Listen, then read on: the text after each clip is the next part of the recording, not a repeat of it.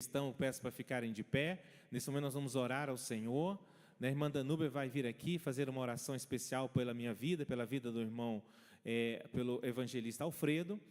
Lembrando sempre os irmãos, né? Agora o evangelista Alfredo é o segundo dirigente dessa congregação, não é? Juntamente comigo aqui, a sua esposa Radassa, né? Minha esposa Marlene, irmão Pedro, né? E aí seguimos com o presbítero Belisário. Então nós somos os 4 principais obreiros, né? Da igreja aqui na frente da liderança, e os irmãos podem contar conosco sempre, viu? Então que Deus abençoe cada um. Irmã Danúbia, deixa Deus usá-la. Amém, glória a Deus. Vamos abaixar nossas frontes, vamos orar ao Senhor. Senhor, nós te somos gratos, ó Pai. Nós te somos gratos, ó Deus, porque é privilégio, ó Deus, estar na tua casa. Nós te somos gratos, ó Deus, porque o Senhor nos permitiu, neste dia, ó Deus, estarmos aqui, ó Pai. Senhor, o nosso propósito aqui é aprender mais do Senhor, conhecer mais de Ti. Pai, em nome de Jesus, que esses homens valorosos do Senhor, ó Deus, possam ser usados, ó Deus, de uma forma extraordinária, ó Deus, e que a palavra ministrada, ó Deus, aos nossos corações, ó Deus, surta efeito, e que nós possamos ser, ó Deus, cartas vivas do Senhor, ó Pai. Que nós, ó Pai, através do conhecimento, ó Deus, da Tua palavra, que vai ser, ó Deus, transmitido a nós, ó Deus, possa, Pai, surtir efeito neste mundo vil.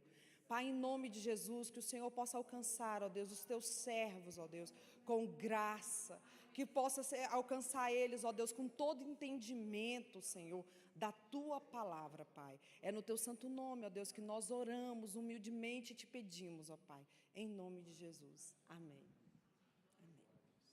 Obrigado, minha irmã. Então, jovens, acompanhem o evangelista Alfredo. No finalzinho, Alfredo, eu pedi à irmã Marlene para pegar na secretaria ali a frequência, né? Irmã Marlene está aqui? Não. Orlando, pega na secretaria o controle de frequência. Os irmãos que puderem, vem mais para frente, vem aqui pertinho do pastor, pega.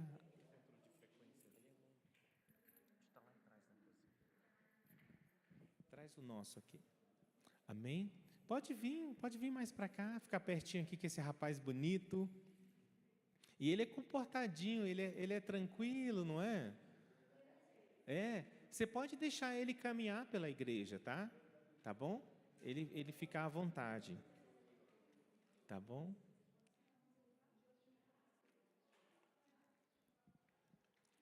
Louvado seja o nome do Senhor. Queridos irmãos, hoje nós prosseguindo nesse aprendizado que está sendo muito importante, né? Eu vejo que conhecer o inimigo já é uma parte importante da vitória, não é? A outra parte é conhecer a nós mesmos, não é? Sabermos também as nossas fraquezas, nossas debilidades. E esse trimestre, né? Nós estamos estudando, né? Os ataques contra a Igreja de Cristo, as sutilezas de Satanás nesses dias que antecedem a volta de Jesus Cristo.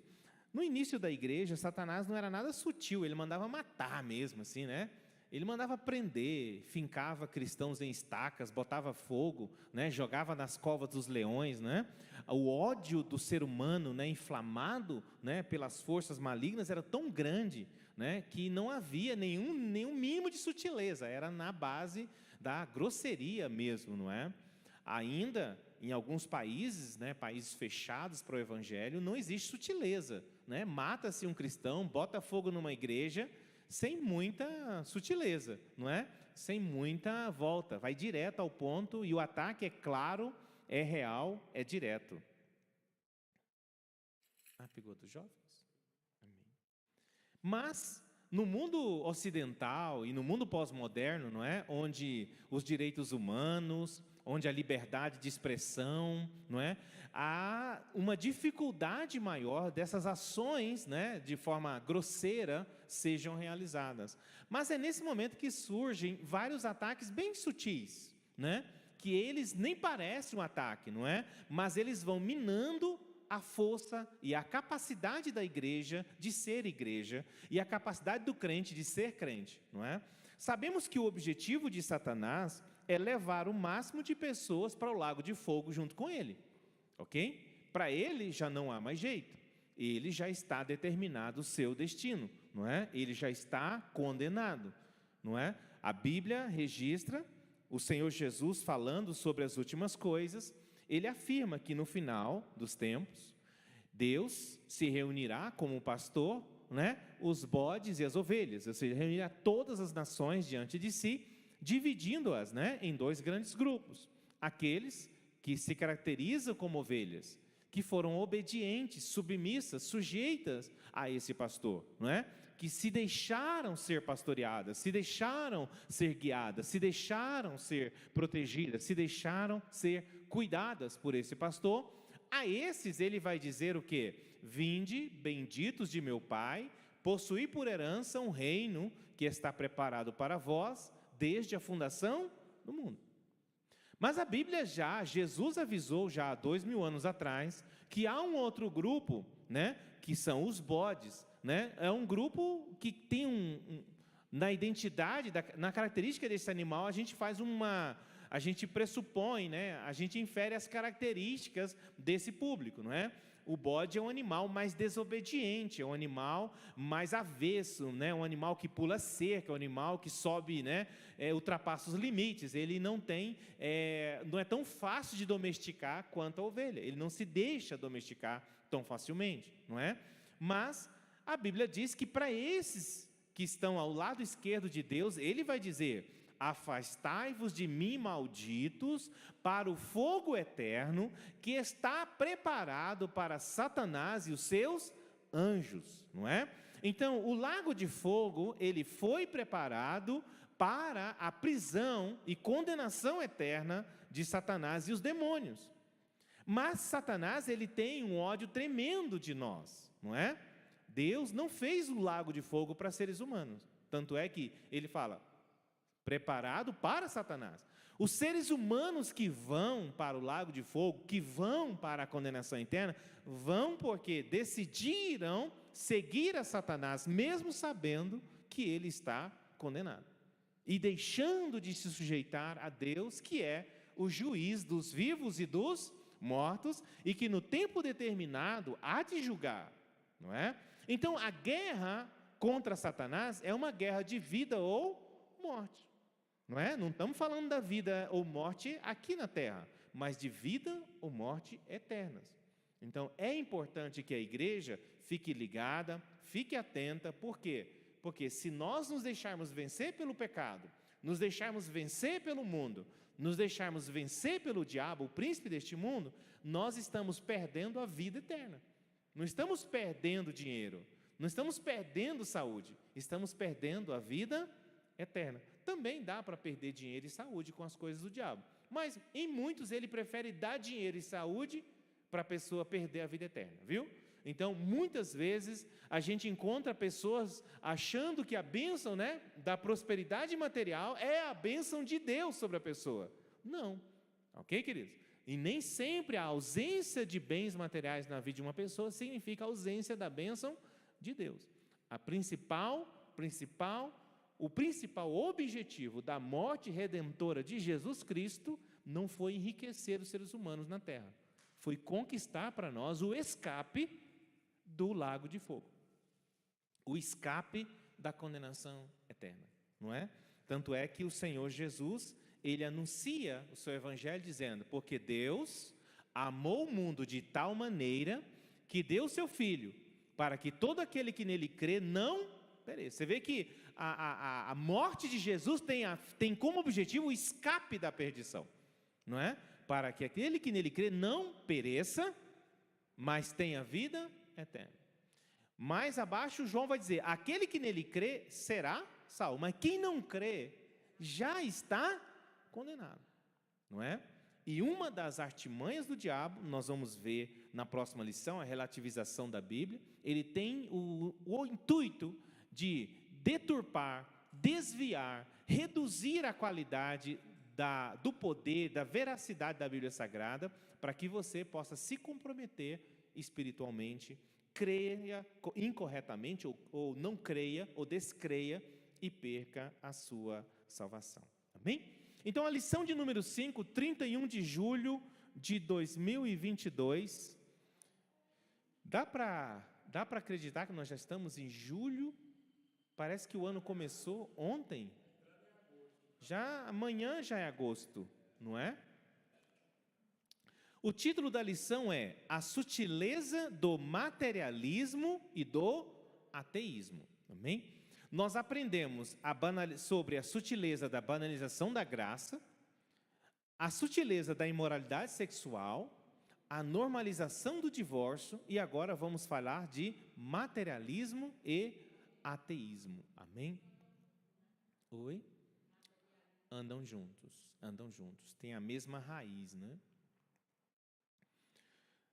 Texto áureo diz assim: porque as suas coisas invisíveis, desde a criação do mundo, tanto o seu eterno poder como a sua divindade, se entendem e claramente se veem pelas coisas que estão criadas, para que eles fiquem inexcusáveis.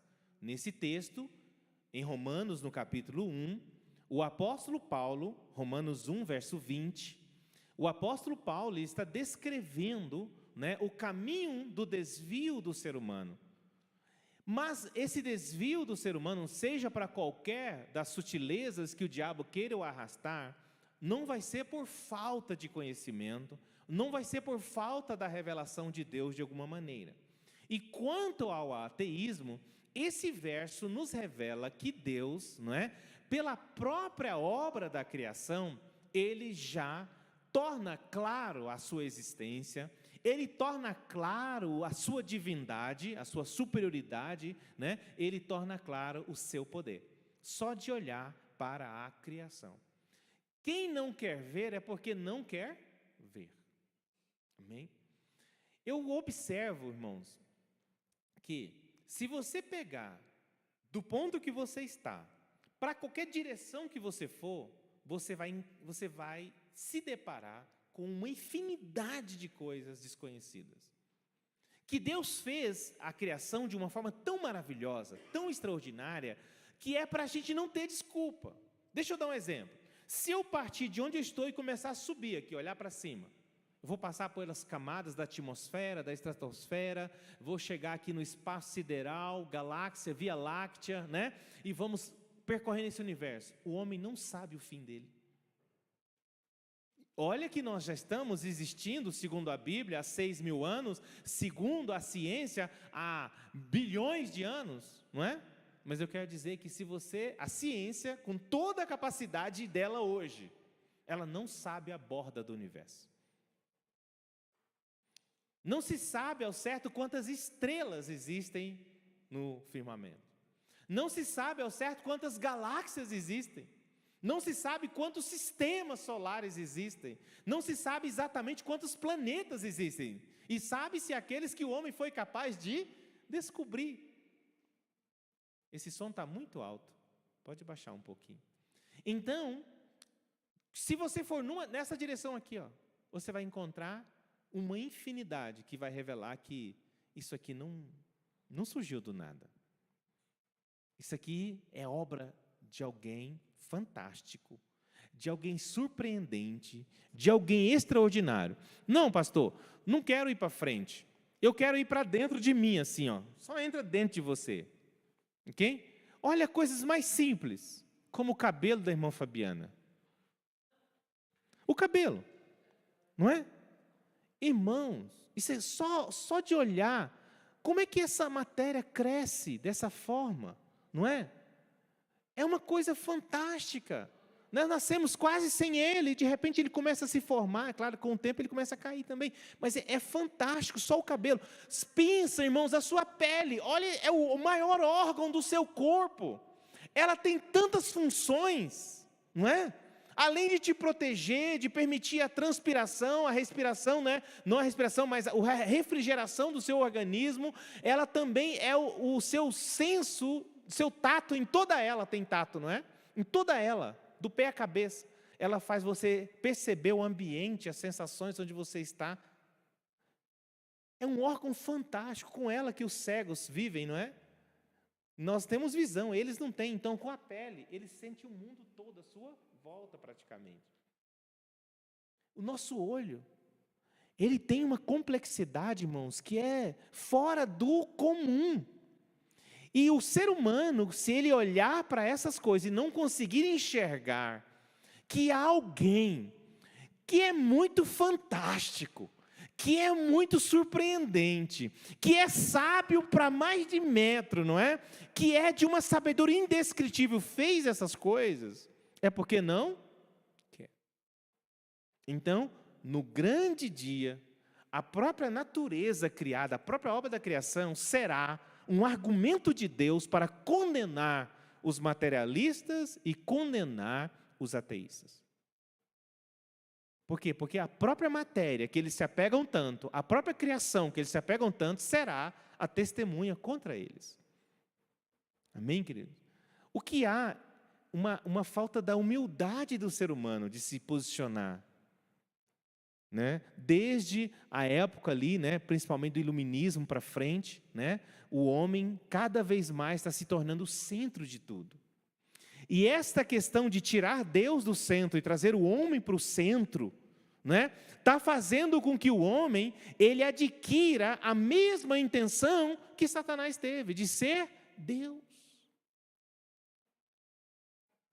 E isso vai dando mais e mais abertura para que o ser humano caminhe na direção do materialismo, na direção do ateísmo. Verdade prática. Tanto o materialismo quanto o ateísmo são expressões máximas de um coração endurecido pelo pecado e de olhos cegados por Satanás. Amém? A nossa leitura em classe, ela está em Romanos, no capítulo 1, do verso 18 ao verso 23.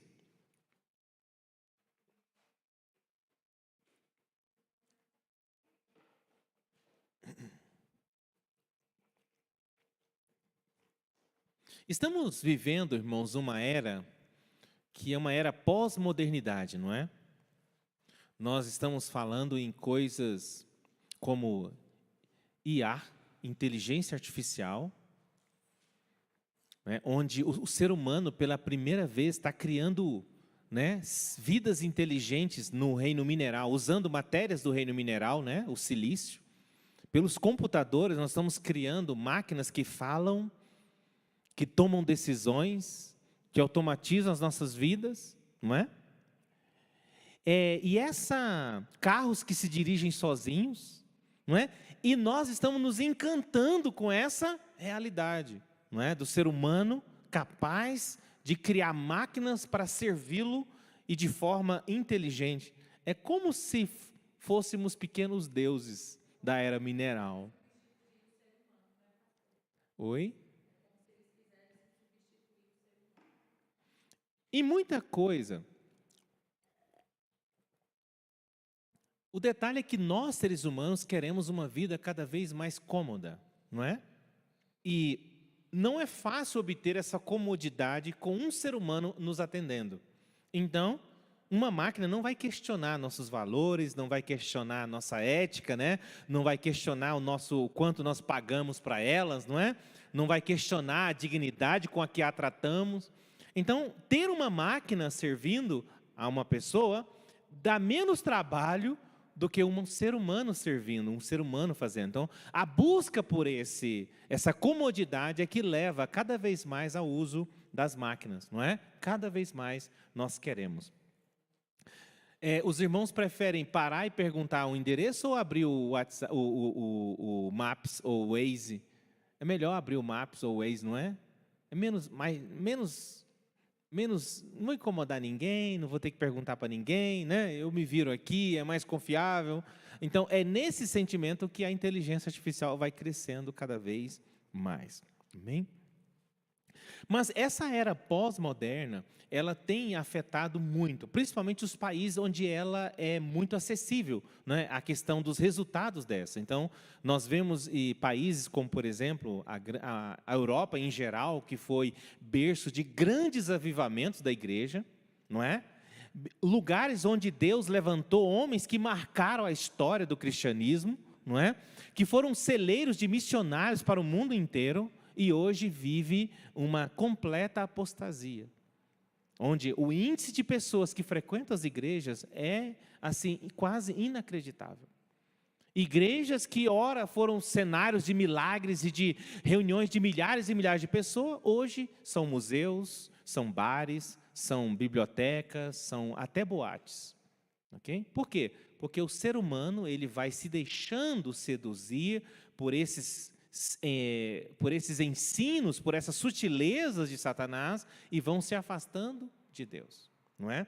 Até porque toda essa modernidade, ela traz muita prosperidade. Se vocês observarem a conversa de Jesus e o jovem rico, quem lembra? Não é? Jesus e o jovem rico, né, conversando, você percebe que quando Jesus colocou em xeque o conforto, né, que os bens materiais traziam para aquele jovem, não é? E ele abrir mão da sua riqueza, ele simplesmente desistiu do evangelho. Ele preferiu ficar apegado à questão material. Jesus diz, olha, quão difícil é para os ricos entrarem no reino dos céus. Ok? Essa riqueza que Jesus fala é de qualquer coisa. Qualquer pessoa que se sinta rica em alguma coisa, ela tende a não buscar a Deus mais para aquela área da vida. Não é? Então, esse risco acontece na vida dos países desenvolvidos, pessoas que moram em países muito desenvolvidos, onde eu tenho as melhores situações para a saúde, eu tenho as melhores situações para o conforto de vida, eu tenho as melhores situações para a locomoção, eu tenho tudo do bom e do melhor. A pessoa tende a perder a busca por Deus. Amém? Isso é uma coisa que você observa. O que aconteceu na Europa, agora está acontecendo onde? Nos Estados Unidos. Não é? Cada vez mais os Estados Unidos está longe de Deus. E olha que os Estados Unidos foi, né, depois da Europa, foi o segundo, né, lugar do mundo onde o Senhor levantou missionários para abrir igrejas no mundo inteiro, para o avivamento da Rua Azusa, né, começou nos Estados Unidos, que levantou o movimento pentecostal ao longo do planeta inteiro, né? Hoje os Estados Unidos vivem um esfriamento cada vez maior. Por quê? Porque a riqueza, a prosperidade, não é, a ciência, o conhecimento vai se afastando. As universidades que nasceram nas igrejas hoje tiraram Jesus de dentro delas, não é? Grande parte das universidades americanas nasceram de igrejas, né? De escolas de igrejas. Então, e depois elas vão tirando Jesus de lá. Amém? Então, vamos em frente. O texto que Paulo escolhe está em Romanos 1, aqui que o comentarista escolheu, está em Romanos capítulo 1, verso 18 a 23, diz assim: porque do céu, vamos ler juntos? Vamos ler juntos? 1, 2, 3? Portanto, a ira de Deus é revelada dos céus contra toda a impiedade e injustiça dos homens que suprimem a verdade pela injustiça. Pois o que de Deus se pode conhecer é manifesto entre eles, porque Deus lhes manifestou. Eu vou olhar lá, que eu estou ficando velho, viu? Vou olhar lá que é melhor do que aqui, ficar de costa para vocês, amém? Porque desde a criação do mundo, os atributos invisíveis de Deus, seu eterno poder e sua natureza divina têm sido vistos claramente, sendo compreendido por meio das coisas criadas, de forma que tais homens são indesculpáveis, não é? Prosseguindo, porque tendo conhecido a Deus, não o glorificaram como Deus, nem renderam graças, mas os seus pensamentos tornaram-se fúteis e o coração insensato deles obscureceu-se. Dizendo-se sábios, tornaram-se loucos. E o último verso, e trocaram a glória do Deus imortal por imagens feitas segundo a semelhança do homem mortal, bem como de pássaros, quadrúpedes e répteis. Amém, queridos? Amados, nós vemos que cada vez mais, né, o ser humano tem estudado, não é? Cada vez mais o ser humano tem se aplicado a investigar o que acontece à sua volta. não é? Isso é bom, é bom. Isso é desejado por Deus, é desejado por Deus, não é? Deus fez esse mundo fantástico, fez esse mundo maravilhoso para que nós o explorássemos, não é? Se Deus fez você imagem e semelhança dele, Deus espera que você investigue o mundo à sua volta, que você aprenda com esse mundo à sua volta, que você entenda como ele funciona, que você aprimore as suas habilidades. Isso é de Deus, Deus quer isso. Um exemplo: Deus quer o desenvolvimento da tecnologia no agronegócio, na agricultura? Sim. Por quê? Se não houvesse esse desenvolvimento, existiriam milhões e milhões de famintos hoje. Não é possível executar a produção agrícola que o mundo precisa sem máquinas. Não seria possível alimentar esses 8 bilhões sem a sofisticação da ciência no campo. Deus quer isso, Deus quer. Mas o que Deus não esperava, não é que Deus não esperava, que Deus conhece tudo, não é? A expectativa que Deus tem é que o homem, ao entender a criação, ao aprimorar o conhecimento na criação, ficasse cada vez mais encantado com Deus, não é? Ele ficasse cada vez mais admirado da qualidade da obra divina. Irmãos, eu não consigo, cada vez mais que eu paro para contemplar, mais eu me apaixono por Deus. Seja numa caminhada no parque, seja numa pescaria, seja no convívio com uma pessoa. Quando eu paro, porque você às vezes está tão no piloto automático que você não presta atenção, não é verdade?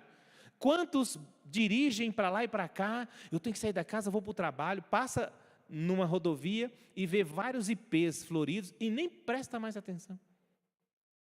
Você não consegue mais, assim, às vezes a vida está tão cheia de coisas, você vê mais coisa no celular do que o mundo real à sua volta, não é? E a gente perde um pouco a característica da contemplação, não é? De olhar e perceber as coisas à sua volta. Mas quando você para olhar e contemplar, você vai ficando encantado com Deus. Quando eu paro, se você olhar para a sua vida, para a minha vida, não é?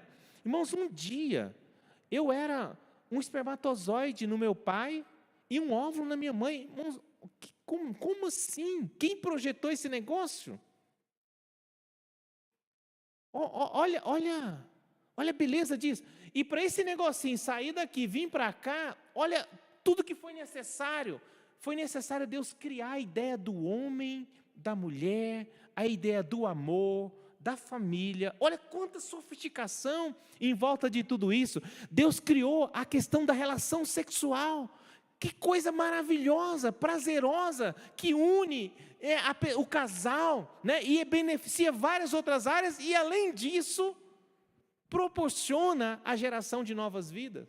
E um dia, meu pai e minha mãe apaixonados lá no rally rola, não é que o negocinho acertou? Entre milhões de espermatozoides, um acertou, achou um deles, e ele não tem olho, mas ele foi navegando, não é? Ali, e aí ele achou um negocinho e falou assim: eu vou entrar aqui, não é? E ele penetrou ali nas paredes do óvulo, foi para o núcleo do óvulo e ali juntou, né? Irmãos, e formou, né, ali a primeira célula fecundada.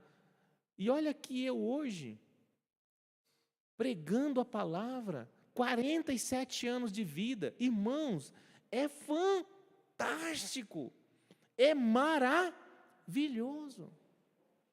E como é isso? Um negocinho pequenininho, de repente começou a se dividir, era uma célula, e de repente começa o processo de divisão das células, e multiplicação, e de repente ela era igual, ela é uma célula, ela não era uma célula para o coração, uma célula para o cérebro, não, era uma célula. E de repente ela começa a dividir, e os grupos vão se unindo, e uma forma ossos, outras formam veias, outras formam órgãos, né? Irmãos, e aquilo vai... Quem disse que era para a célula do olho vir para cá e virar olho? Como é que é essa programação? É uma coisa tão sofisticada, é uma coisa tão fora do comum, que era para nós, só de olhar para um ser humano, era para nós querer adorar a Deus toda hora. Toda hora.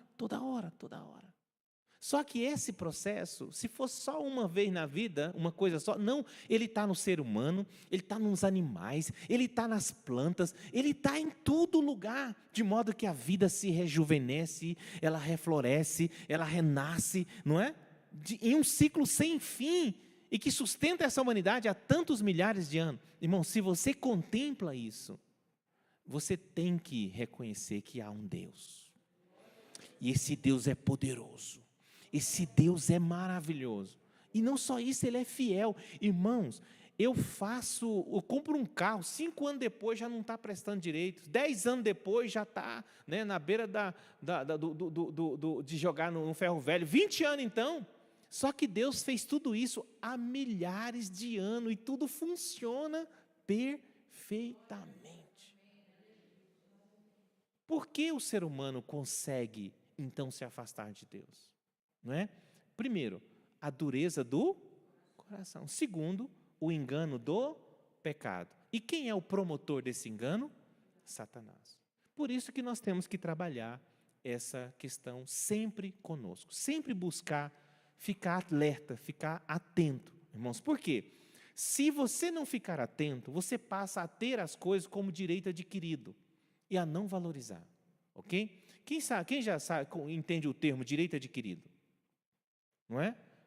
Quando você, isso é muito ligado ao mercado de trabalho, é quando você dá um benefício para o empregado por um tempo, mas era só um tempo, vou te dar aqui uma vantagemzinha aqui por um ano, ok? Mas depois, não, isso eu já adquiri esse direito, agora eu quero para sempre. Isso aqui é obrigação sua, não é mais um benefício para mim, não é um a mais, isso aí é meu direito, você vai ter que fazer, não é? Se você não prestar atenção, você começa a acostumar com a vida como um direito adquirido. E você não tem mais a sensibilidade de se manter conectado com Deus e grato a Deus pelas pequenas coisas que acontecem na sua vida. Então, é o exemplo. Você acorda e dorme, direito adquirido. Deus só tem que nascer e se pôr e pronto. É meu direito. Mas será que é? É um benefício de Deus todo dia para a nossa vida, né?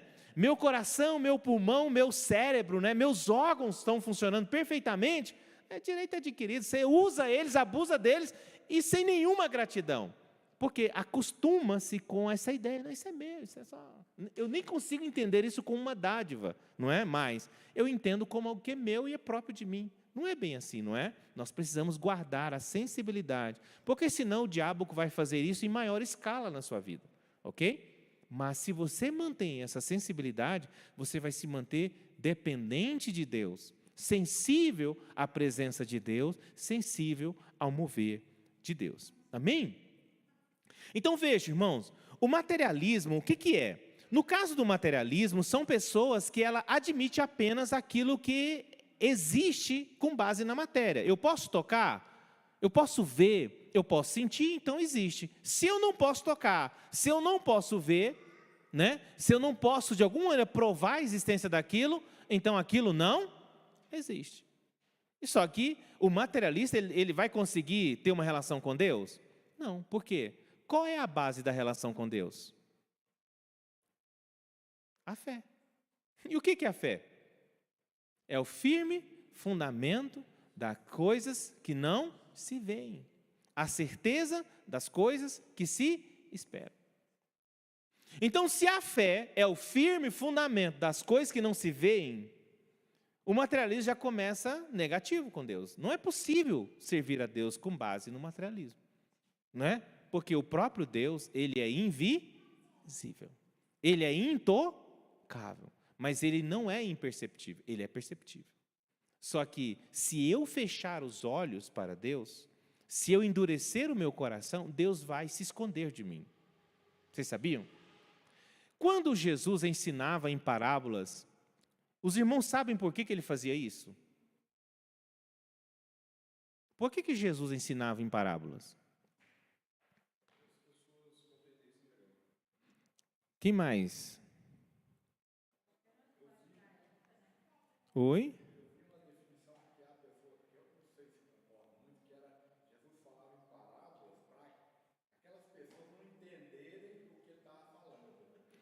Exatamente. Deixa eu achar o verso aqui, só para vocês verem essa característica de Deus. Lucas, deixa eu só ver aqui. Depois Ezequiel projetar para a gente. Só um minutinho. Mateus 13, verso 13.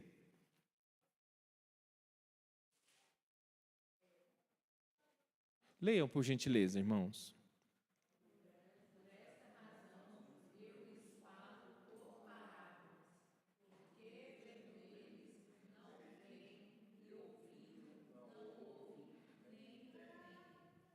Ok? Deus está dizendo assim, eu falo por parábola para que eles vendo não vejam, ouvindo não entendam. E aí Lucas vai dizer, e não creiam e eu não os cure. Quer ver? Deixa eu achar o texto de Lucas. Vai para o verso 14.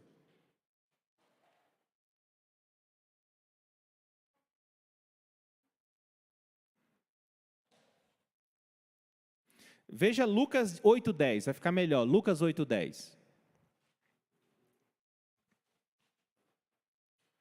Leiam, por gentileza.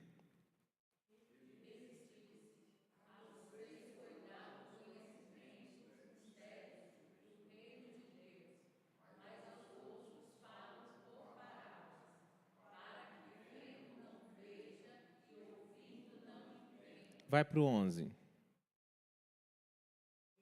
Não.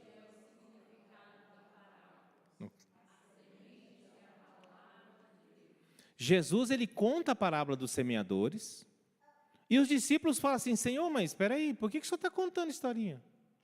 Por que o Senhor está contando parábolas? Tipo assim, porque a vocês é dado conhecimento, a vocês o Espírito Santo, a vocês eu vou explicar, eu vou aprofundar, eu vou ensinar verdades maravilhosas para vocês. Mas os outros, eu estou fazendo isso para que eles não entendam, para que eles não ouçam, para que eles não entendam. Por quê? Porque Deus, ele resiste ao soberbo, mas dá graça aos humildes. Essa é a natureza de Deus. Lembre, irmãos, que sempre você tem que ter em mente isso. O problema que Deus quer resolver começou antes de nós, da nossa existência. O problema que Deus quer resolver começou na queda de Lúcifer. E quando Lúcifer, ele se exalta contra Deus, ele exalta querendo ser igual a Deus, né? Querendo colocar o seu trono acima do Altíssimo. Então, essa queda de Lúcifer foi por causa do seu orgulho, foi por causa da sua soberba. Ao ver a sua beleza, ao ver a sua glória, ele começa a achar que ele não é criatura. Ele começa a achar que ele é um Deus também. Ele começa a achar que ele merece adoração, que ele merece ser servido, que ele merece ser honrado como um Deus, esquecendo-se que tudo que ele tinha recebido, toda aquela glória, era um presente do Deus que o criou. Ok? Então esse é o problema que Lúcifer criou, não é? E aí agora o ser humano é inflamado pela sutileza do diabo, aí pelo mesmo caminho. É não reconhecer a glória de Deus naquilo que eu sou, naquilo que Deus me deu, mas eu começo a descartar Deus como meu Deus. Não, eu sou autodeterminado. Eu sou o dono da minha vida. Eu faço, eu falo, eu aconteço, eu conheço, não é? Então, é como se nós, o materialista, o ateísta, é como se ele quisesse que Deus se dobrasse diante dele e falar, olha, eu vou provar para você que eu sou Deus para você. Você entendeu? Ele quer como se fosse uma manifestação especial da parte de Deus, para que ele pudesse, de alguma maneira, aqui, não, já que não existe essa manifestação especial, eu prefiro acreditar na matéria ou que Deus não existe. Só que aí ele criou uma situação sem saída, porque se ele não se humilhar, Deus não se revela a ele. E como ele não se humilha, Deus não vai se revelar a ele. Só que no grande dia, ele vai olhar para a vida dele e vai ver o grande desperdício que foi. Né? Isso me lembra uma anedota também de um materialista que é uma Uma anedota, não é um fato real, é uma ilustração. De um materialista que ele era crente em toda essa questão evolutiva da natureza e tudo mais, né? E ele era biólogo. E um dia ele está na savana africana, fazendo investigações, estudando as plantas, os animais, e de repente ele se distrai, vai andando pela savana, e quando ele percebe, ele está longe da equipe, né? E ele só ouve umas pisadas, que ele olha para trás, era um leão, né? E o leão pronto para pegá-lo, né? E ele começa a sair em disparada, correndo daquele leão. E à medida que ele corre, ele vai pensando na teoria da evolução. Olha como a evolução, a natureza é fantástica. Ó, ele me evoluiu, né? Eu tenho a capacidade intelectual, consigo entender a natureza, mas olha o que ela fez com o leão, deu velocidade para ele maior do que a minha, né? E ele vai me pegar daqui a pouco. Eu estou tentando escapar, tentando achar uma saída com a minha inteligência, mas ele é mais rápido do que eu, né? Então, como eu sou mais fraco, ele vai me comer. Ele naquele pensamento científico, mas à medida que o leão se aproximava, o pavor e o medo ia tomando conta dele, né? E aí ele resolveu, falou assim, será que, quem sabe Deus existe, né? Então ele falou assim, olha, se Deus existe, que tudo pare e esse leão não me pegue. Aí de repente, tudo parou no ar. O leão já assim no ar parou, né? Ele olhou, né? O leão suspenso no ar, a natureza parou, tudo parou. Ele falou, não, isso deve ser coisa da minha cabeça. Eu devo estar sonhando. Não deve ser real. Aí ele começou, mesmo com tudo parado, ele não conseguia acreditar. Ele não conseguia crer. Ele disse, não deve ser coisa. Eu devo estar doido. Não deve ter acontecido isso, né? E aí, a historinha prossegue assim, ó, dizendo que ele, né? Ele pegou e falou, vou fazer um segundo teste, então, se Deus existe mesmo, né? Então, assim, ó, se Deus existe, então vai acontecer o seguinte, se esse leão, né, se tudo voltar ao normal, e esse leão cair aqui no chão, e esse leão fizer uma oração a Deus, aí eu acredito. Aí diz que do jeito que ele fez, do jeito que ele falou, aconteceu, tudo voltou ao normal, o leão caiu, olhou para ele assim, meio atordoado, aí diz que o leão se juntou, pôs as patinhas assim, e falou em voz audível, Deus, obrigado por essa refeição. Comeu. Porque não adianta, irmãos, a pessoa que não quer acreditar em Deus pelo que já está dado por Deus, não vai acreditar de outra forma. Vocês lembram quando Jesus conta aquela parábola do rico e do Lázaro? Que não tem a ver com pessoas que não acreditam em Deus, mas tem a ver com pessoas que acreditam errado em Deus. E aí, o rico lá no inferno, ele fala, Deus, deixa Lázaro voltar. Né? Ou deixa eu voltar, deixa alguém voltar dos mortos para avisar o meu irmão. Ele falou assim, não, se eles não acreditarem na lei, não acreditarem na palavra, não acreditarem nos vivos, não vai ser um morto voltando, que eles vão acreditar. Por isso que não tem volta. Então, o materialista, ele está em franco ataque contra Deus e contra o jeito de Deus agir. E Deus não vai se dobrar a ele, irmãos. Esse é o detalhe. Deus, ele não se dobra ao ser humano, é o ser humano que se dobra a Deus. Deus não adapta a sua palavra ao ser humano, é o ser humano que se adapta à palavra de Deus. E é isso que o ego humano, muitas vezes, não quer aceitar de forma nenhuma. Então, o materialismo é esse, a pessoa que só aceita aquilo que pode ser comprovado pela ciência que exista, que tem ali, né, é palpável, é perceptível, né?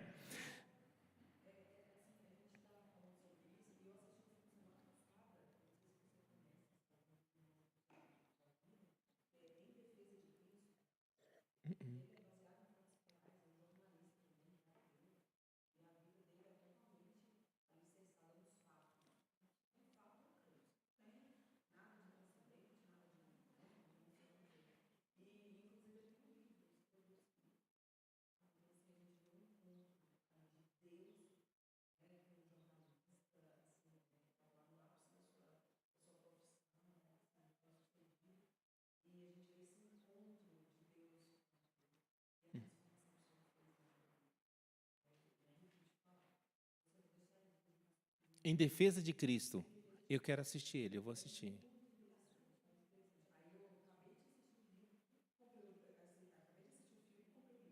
Amém. Eu quero ver. Em defesa de Cristo. Eu assisti uma entrevista com Deus, é fantástico também, né? Entrevista com Deus.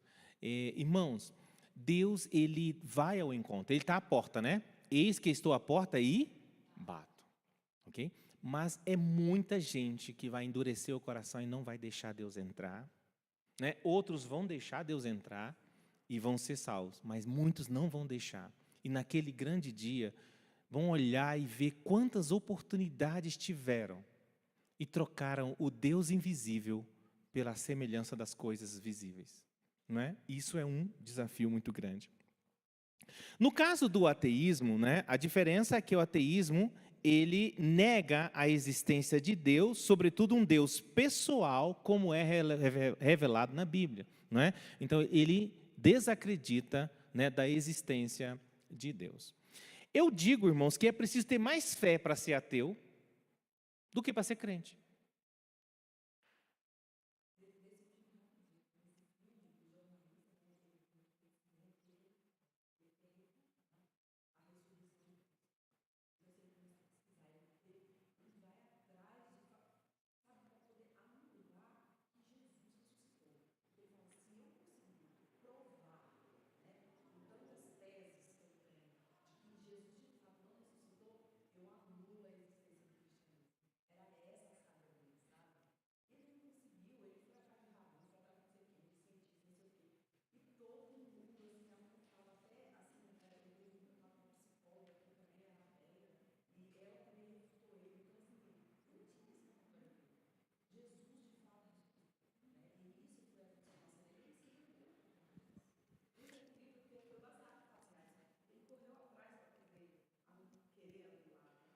E existe uma coisa que eu acho que Deus ama, né? Eu percebo que quando o ser humano ele busca genuinamente a verdade, tá ok? Porque existe aquele ser humano endurecido pelo pecado, que na verdade ele não quer, ele é ateu porque é ateu, ele não crê porque não crê, ele quer pecar porque quer pecar. Ele não está à busca das verdades fundamentais. Ele não está à busca do que é realmente a realidade da vida. Já viu? Né? Ele não é sincero na sua busca. Percebe-se isso em todas as áreas da vida, né? Eu faço um paralelo com, por exemplo, o apóstolo Paulo. O apóstolo Paulo, ele era um judeu, não é? Fariseu, mas ele tinha uma sede da verdade, ele tinha um zelo pela verdade. Ele não perseguia por perseguir, ele estava à busca de uma verdade, não é? Então, quando uma pessoa ela busca com verdade, o coração dela almeja a verdade, Deus se revela a ela. Mas muitos são endurecidos pelo pecado e usam esses argumentos e essas teses simplesmente como defesa para continuar vivendo como querem viver. Mas ele não está lá no interior dele buscando uma verdade, né? Então são muitos que buscam e Deus se revela a eles, não é? Eu quero assistir esse filme, Em Defesa de Cristo, não é? Amém.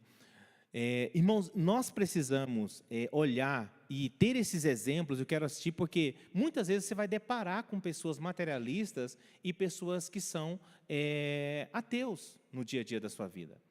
E você precisa saber como lidar com isso. Precisa saber como lidar com essas pessoas, não é? No meu caso, eu tive, na minha experiência de vida, 3 situações muito fortes, né, com pessoas que são ateus. Na maioria das vezes, eu percebia que eles ficavam indignados com a minha fé. A minha fé indignava eles. Eles falavam assim, cara, você tem mestrado. Como você pode continuar crendo? Né? A crença é para o pessoal sem letras, sem conhecimento, pessoal pobre, pessoal sem instrução. Como é que você consegue dar crédito? Como é que você consegue acreditar na Bíblia? Então, eles não conseguiam aceitar a minha fé na Bíblia, isso indignava eles, entendeu? Não era nem eu provocar eles para pregar o Evangelho, eles provocarem para tentar tirar a sua fé, não é? Eu falei assim, meu Deus, mas que coisa, né? E aí eu pego fatos e acontecimentos da minha vida, que são, assim, para mim, incontestáveis, da interação minha com Deus, e são muitos, e a pessoa fica hipotetizando situações. Não, mas deve ser isso, deve ser aquilo, mas ele não consegue crer, né?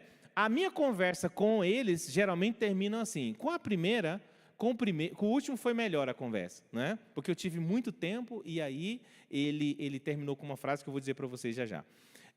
Os 2 últimos ateus que eu conversei profundamente com eles, eu terminei com eles assim, olha, eu fico com a minha ignorância e a Bíblia, ok? E é o suficiente para mim. É o suficiente para mim. Aí não tem porquê. Um deles perguntou, você não tem opinião própria? Tudo você fala, a Bíblia diz, a Bíblia isso, a Bíblia aquilo. Você não tem opinião própria? Não, eu prefiro ter a opinião da palavra de Deus. Eu prefiro ficar com a Bíblia. Né? Aí eles vão parando de te agredir, no sentido assim, de te provocar, né? Mas você percebe isso. O último que eu conversei era um menino que cresceu no catolicismo, cheio de fé, já recebeu várias bênçãos de Deus durante a sua vida na pobreza. Aí Deus foi abençoando a vida dele, ele prosperou, fez um mestrado, agora está indo para o doutorado, agora não acredita mais em Deus. Ele acha que a religião é apenas um meio de manipular as pessoas pelo medo. Eu falei assim, é isso mesmo. Eu falei, sabe qual é o maior medo? Eu falei, você sabe qual é o meu maior medo? E por isso que eu sou crente? Por isso que eu sirvo a Deus? Por isso que eu não saio da presença de Deus? Você sabe qual é o meu maior medo? Ele falou assim, qual? De ir para o inferno. Eu estou aqui, eu sou crente e sirvo a Deus porque Deus não quer me lançar no lago de fogo. E eu não quero ir para lá. Por isso eu sou crente. Eu sou crente para escapar. Então religião é mover as pessoas pelo medo? Sim. Mas é só pelo medo? Não. É pelo amor também. Porque o amor e o medo têm que andar juntos. Tanto é que a Bíblia considerai, né, a bondade e a severidade de Deus. No mesmo texto fala, Deus é amor, mas é fogo consumidor. Por isso que nós estamos aqui. Nós estamos aqui pelo medo? Estamos pelo medo. Porque se muitos crentes não tivessem medo do inferno, estavam pecando igual descrente. Mas o medo que nós temos de ser condenados ao lago de fogo e ao inferno, nos faz vigiar, obedecer e ser tementes a Deus. Não é? Então, você precisa dizer para eles aquilo que é a base da sua fé. Existe uma tentativa de conciliar ciência e Bíblia. É o maior erro que se comete. Não se faz isso. A Bíblia nunca propôs ser um livro de ciência. Nunca. Você não vai ver nenhuma tese científica na Bíblia. Você vai ver que a Bíblia não se preocupa com gravidade, ela não se preocupa com as leis da física, ela não se preocupa com nada que tenha a ver com a explicação de como os fenômenos acontecem. Não é?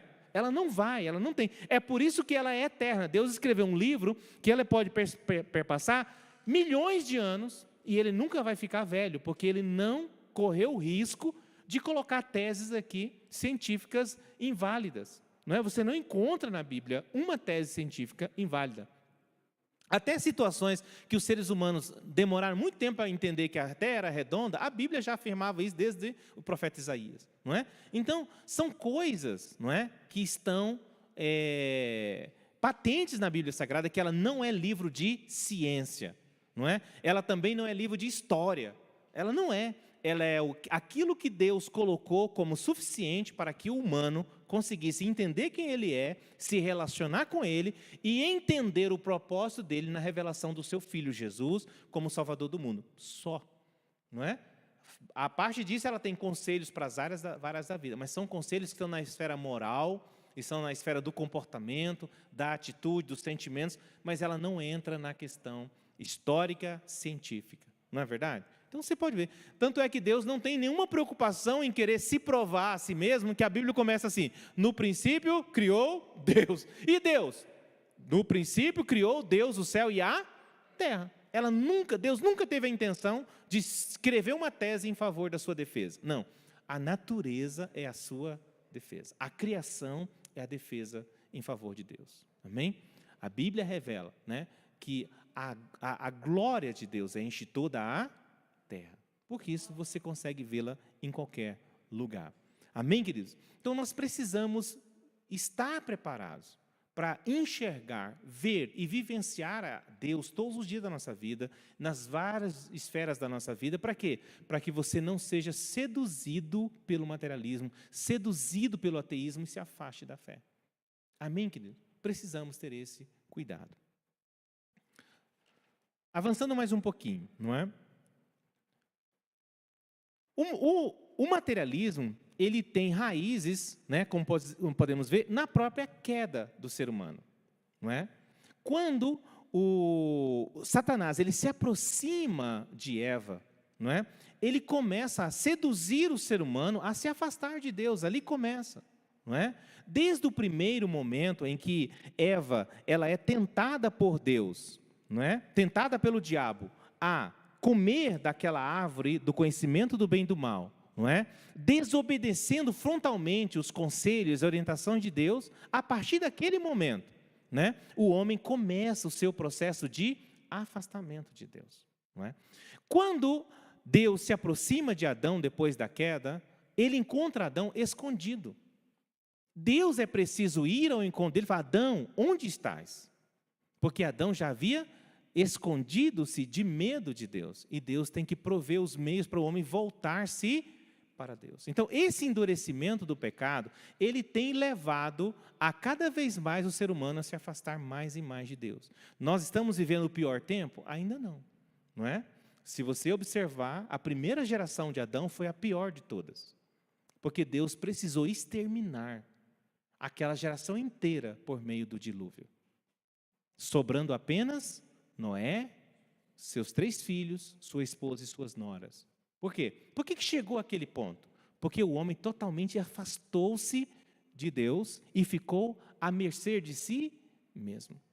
E o homem à mercê de si mesmo não pode esperar muita coisa. Por quê? Mesmo no nosso tempo, Jesus ele fala que por multiplicar-se a ciência, né, o amor de muitos esfriaria. Quanto mais nos aprofundamos no ensino, na educação, na investigação das coisas, parece que o nosso cérebro vai inchando, crescendo e o coração vai ficando raquítico. Então, é um tempo onde nós temos muito conhecimento, muita tecnologia, mas é um tempo onde a gente vê a morte de um outro ser humano sem muito mais remorso, sem muito mais dó, sem muito mais nenhum tipo de compaixão.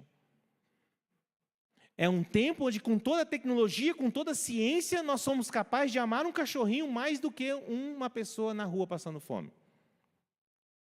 É uma coisa, nós gastamos 600, R$1.000 com um animal, quando um ser humano pede uma comidinha para a gente, dá R$1, dá 50 centavos. Não, isso é insano o que está acontecendo com o ser humano. Então, esse afastamento, esse endurecimento do pecado vai levando esse afastamento. O outro ponto, irmãos, que a Bíblia mostra é que quando o homem faz isso, não é, assume essa atitude ou esse pensamento materialista ou ateísta, ele perdeu toda a sua sabedoria real, genuína, né? Por isso o salmista, no Salmo de número 53, verso 1, olha o que ele diz, Salmo 53, verso 1. Salmo 53, verso 1, o que é, por favor? Diz o tolo em seu coração: Deus não existe. Ou seja, se o princípio da sabedoria é o temor de Deus, né? Quando a pessoa não teme a Deus, na verdade ela nem acredita que Deus existe, ela chegou também no colapso mais profundo, né, da tolice. Ela chegou lá no mais profundo da tolice, é o ser humano desacreditar de Deus, porque Ele é real. E um dia, eu e você, e todos esses seres humanos, crendo ou não crendo, estarão diante desse Deus, sendo julgados por Ele. Não é? Não é o fato de eu crer ou não crer que Deus deixa de ser ou deixa de existir. Se Ele existe, e Ele existe independente de você crer ou não crer. Ele existe. Não é? Pode você viver como se Ele não tivesse existido, mas no final, você vai ver que foi a maior tolice da sua vida.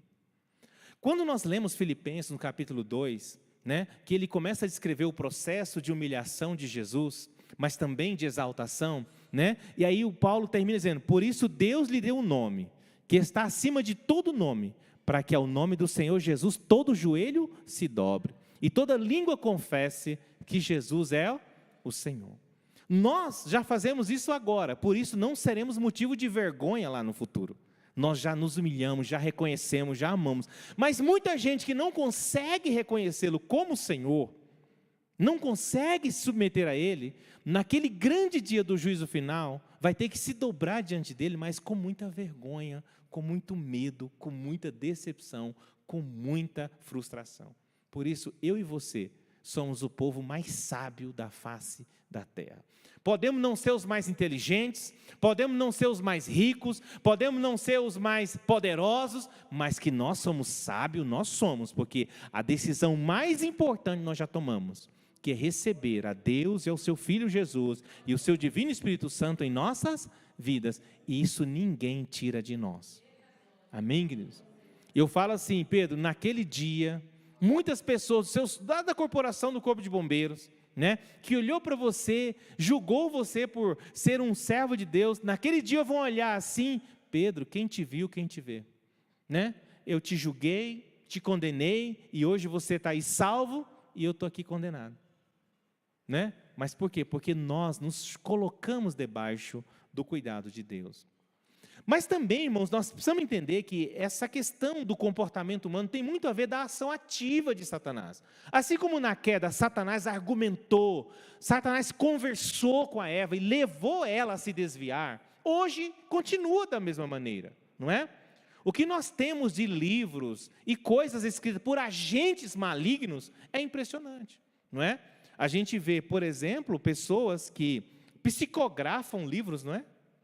Né? Tem um grande personagem brasileiro que escreveu uns 80 livros quando era vivo e mais uns 30 e poucos livros depois de morto. Como? Como, não é? Como isso funciona? Não é? São os espíritos enganadores. Amém, queridos? Que estão por aí. Não é? Então, são pessoas que Satanás consegue convencer, cegar ele, e ele coloca no coração dessas pessoas um ódio tremendo, às vezes contra a fé, contra o cristianismo, contra a cultura judaico-cristã, e aí essas pessoas começam a escrever teses e mais teses, e dissertações e mais dissertações, e livros e programas e tudo, para desacreditar. Ou seja, e isso vai provocando cegueira nas pessoas. Como é que funciona a cegueira espiritual? Quando, principalmente por meio de sofismas. Sofismas são raciocínios que quando você olha ele, né, ele faz todo sentido, mas ele não é um raciocínio verdadeiro, ok? Então, às vezes, a argumentação é tão boa que ela se fecha, faz sentido. Se faz sentido, deve ser verdade, mas não é porque faz sentido, é verdade. Mas as pessoas, só no fazer sentido, elas já aceitam aquilo. E aquilo entra na cabeça delas e elas agarram aquilo e não largam mais. Um exemplo, as pessoas que, por exemplo, são adeptas à idolatria.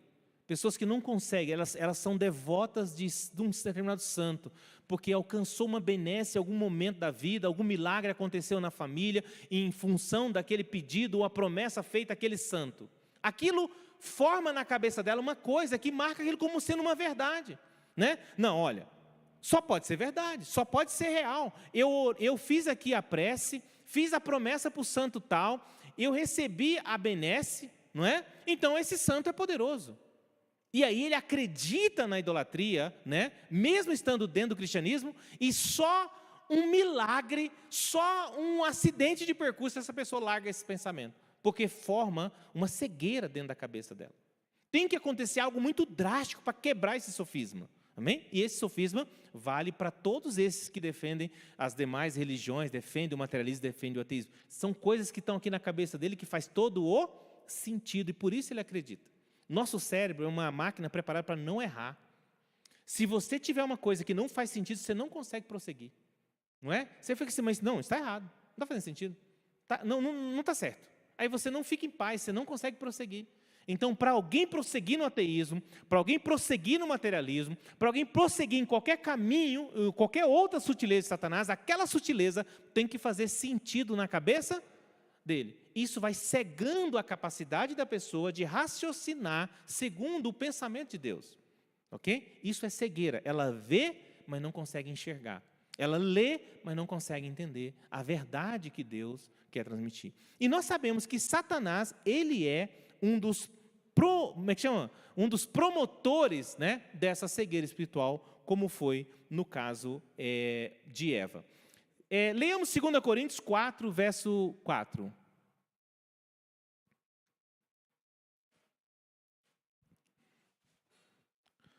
Leiam comigo. O Deus desta era cegou o entendimento dos descrentes para que não vejam a luz do evangelho da glória de Cristo, que é a imagem de Deus. Amém? O Deus deste século, que é o príncipe deste mundo, que é Satanás, seus demônios, seus espíritos malignos, eles trabalham para cegar. Por quê? O objetivo dele é levar o máximo de pessoas com ele para o lago de fogo. Eu e você vamos escapar, em nome de Jesus. Vamos ficar ligados. Irmão, não deixa este mundo te cegar. Tem muita gente que o sofrimento cega ele, não é? Tem muita gente que não acredita em Deus por causa do sofrimento que há no mundo. Ah, se Deus existisse, por que uma criança é assassinada? Se Deus existe, por que alguém violenta alguém? Se Deus existe, por que tem gente passando fome? Se Deus existe, por que... Você entendeu? Ele pega o sofrimento e o sofrimento cega ele. O argumento do sofrimento cega essa pessoa na capacidade dela entender a justiça e o amor de Deus, apesar dos erros e consequências do pecado no meio da humanidade. Ok? Tem gente que a riqueza cega ele. Ele começa a ter tantos recursos que ele não precisa. Por que eu preciso de Deus? Não é? Eu moro bem, como bem, tenho plano de saúde. Para que Deus? Não precisa de Deus para nada. Então, ele é cego. Aquilo que a Bíblia diz para Israel acontece para os demais seres humanos. A Bíblia diz assim, ó, a sua mesa será seu tropeço. Quando fala de Israel, a bênção de Israel causou o tropeço de Israel. É quando eu, abençoado, né, quando eu tenho muita abundância de bens, muita abundância de recursos, eu esqueço de Deus. Por isso, o escritor aos Provérbios, né, Agur, ele que fala, né? Cadê Provérbios 30? Olha, que é esse equilíbrio entre ter de mais ou ter de menos. E o ter de menos pode provocar essa cegueira, e o ter de mais pode provocar também a cegueira, né? Provérbios 30, verso...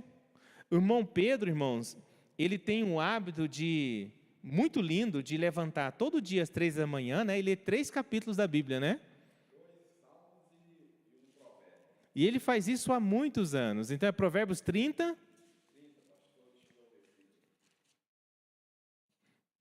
Palavras de Agur. Cadê? Verso 7, né?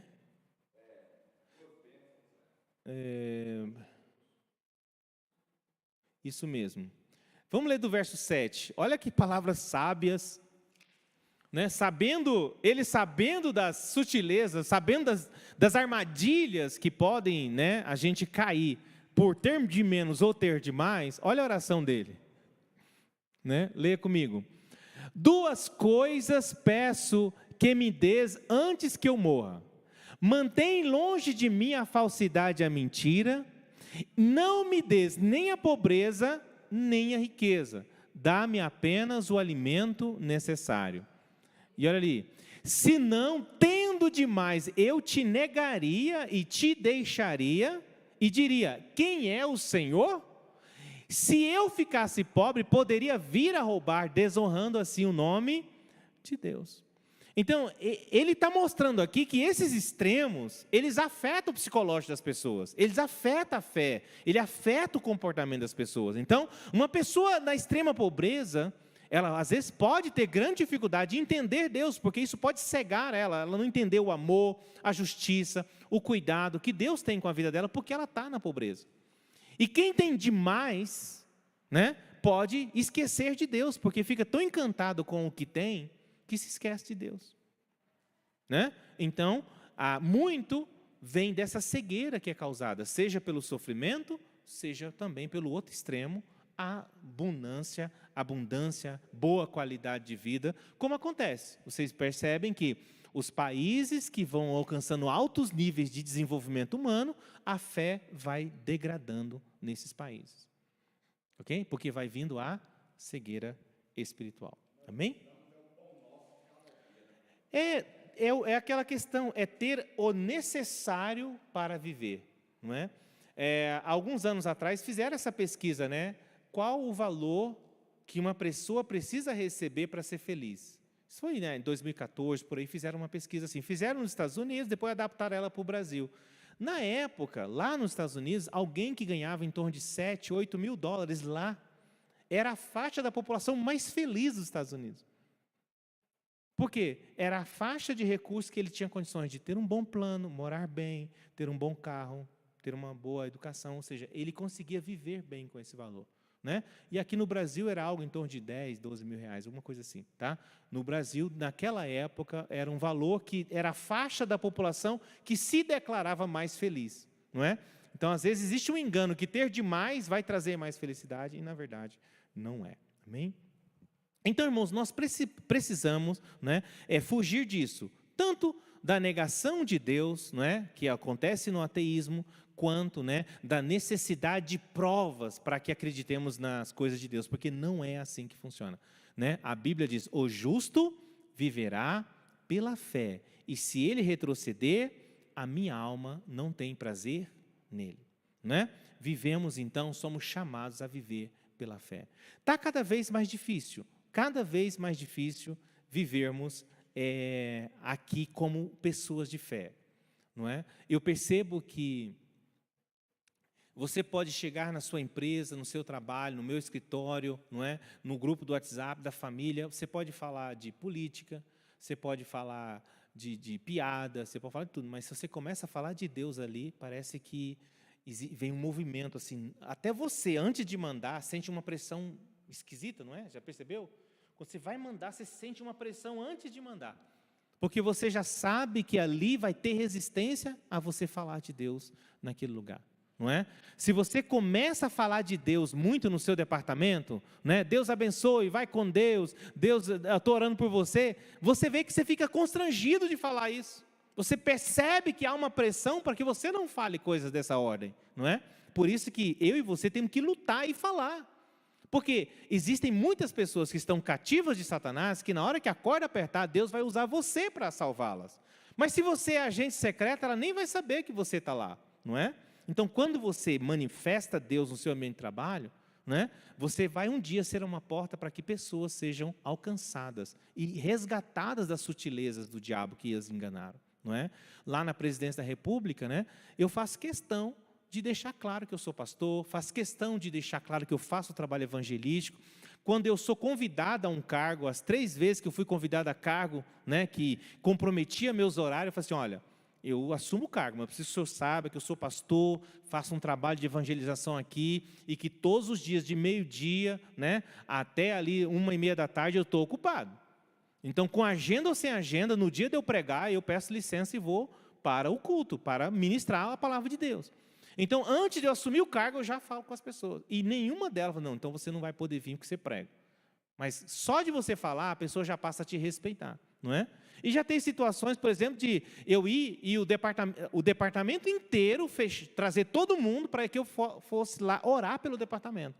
Ou seja, coisas que vai acontecendo à medida que você permanece na posição como servo de Deus, defendendo o que você acredita, sem vergonha, né? Sem timidez, não é pregando na hora de trabalhar, hora de trabalhar é hora de trabalhar, mas nas relações do cafezinho, né? Na chegada, na saída, não é? Na hora que você vê alguém triste, alguém precisando, você usa a sua presença ali para fazer a diferença como sal e como luz, né? E isso vai impactar a vida do ateu, do materialista, do idólatra, de qualquer um, né? E a sua vida vai ser preservada, né? Quando você define a sua fé, você passa a deixar claro que você é firme no que acredita, essas pessoas param de ficar também tentando te levar para o lado delas.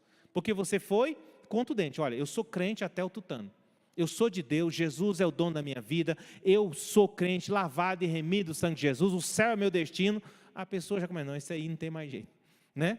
Então você não vai ficar exposto a ela ficar ali te enchendo a cabeça o tempo todo. Amém, queridos? Amém? Fiquemos de pé, vamos agradecer a Deus.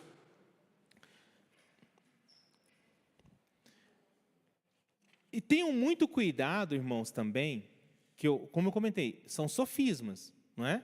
A base do materialismo, a base do ateísmo e de vários outros enganos são raciocínios muito bem colocados. Que se você ficar meditando nele, faz sentido.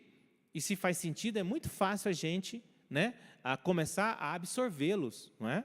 Então a gente percebe que não é um nem dois casos de pessoas que, mesmo depois de anos de experiência com Deus, vai ficando muito em contato com esses sofismas, daqui a pouco está lá falando e defendendo o ateísmo, falando e defendendo o materialismo, como se nunca tivesse experimentado as coisas espirituais. Amém? Por isso você tem que ter muito cuidado com o que consome. Tem material feito para te evangelizar contra Deus. E aí, se você quer se esfriar na fé, pode consumir. Se você quer esquentar na fé, a fé vem pelo ouvir, o ouvir da palavra de Deus. Então, se alimente da palavra de Deus. São duas coisas que eu vejo que aumentam a minha fé. 3, melhor. Primeiro, palavra. Segundo, contemplação. Terceira, a igreja. Tá?